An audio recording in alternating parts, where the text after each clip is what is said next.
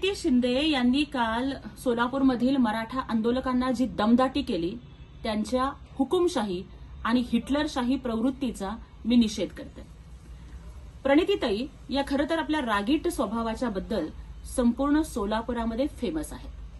काल मराठा समाज बांधवांनी तुम्ही आमच्यासाठी काय केलं, कधी आवाज उठवला, त्याचे पुरावे दाखवा म्हणून आपला रोष त्यांच्यासमोर व्यक्त करत असताना आपल्या गाडीवरती अति प्रेम असणाऱ्या प्रणितीताईंनी त्यांना माझ्या गाडीला हात लावाल तर याद राखा, माझ्या गाडीला हात लावला तर गाठ माझ्याशी आहे, अशा पद्धतीनं मराठा आंदोलकांना दमदाटी केली।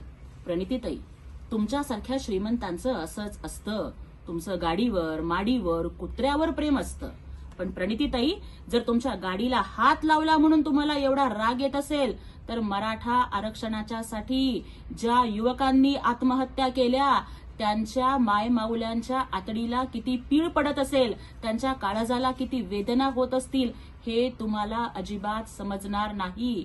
ज्या वेळेस मराठा आंदोलक तुमच्या घरी सुद्धा आले होते तेव्हाही तुम्ही त्यांना माझ्याच घरी का आलात अशा पद्धतीनं अपमानास्पद आणि अरेरावीची भाषा वापरली होती, हे समाज विसरलेला नाही। खरं तर लोकप्रतिनिधीला जनतेचा रोष आणि प्रेम दोन्ही गोष्टी संयमानं हाताळता आल्या पाहिजेत, पण प्रणितीताईंच्याकडे या संयमाचा अभाव आहे आणि त्यामुळे एक दिवस अतिराग आणि भीक माग अशीच त्यांची अवस्था होणार आहे। अहो प्रणितीताई, आम्हाला माहितीये तुमची गाडी लाख मोलाची आहे, काय तुमच्या गाडीला आमचा हात लागला म्हणून तुमची गाडी बाटणार होती का?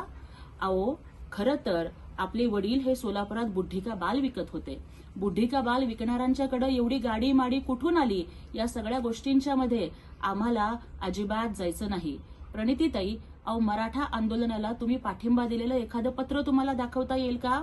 मराठा समाज बांधवांचे एवढे मोठे मोर्चे निघाले, त्यात कुठं आपण सहभागी होतात याचा एखादा फोटो तुम्हाला दाखवता येईल का?